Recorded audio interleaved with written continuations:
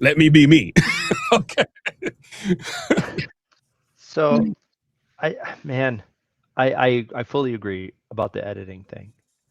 But I am, maybe I'm biased because this aligns with my personal testimony so well that I'm Mm. going to briefly say that I think it's going to do more good than the general Adventist might think.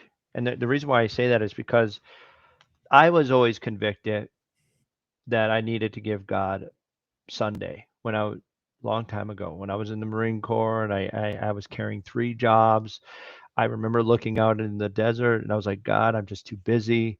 I'm sorry, I can't go to church anymore. I remember this. I was in the Marine Corps looking out on the third floor and I asked God for forgiveness that I couldn't give him a day anymore. So when Charlie talks about that at the very beginning, it's like, yeah, I've been there.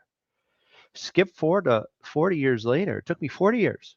And it was the same time Charlie Kirk came to the same realization, which is to me is weird. It was presented to me that that Christians have forgotten the Sabbath entirely. Like they just deny you have to keep a Sabbath whatsoever.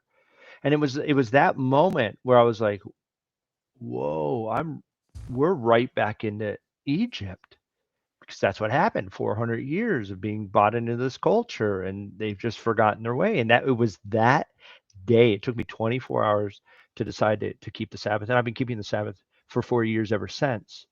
I said, but it's be the initial conviction that I knew that there was a day I was supposed to give to God, and I was apologetic for it. And even though I was on the wrong day, that seed was there.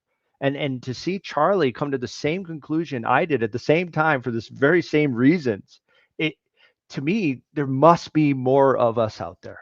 And this book I think speaks to that. Matt, I'm gonna have to give you some flowers for this one. I think so too. Let me explain.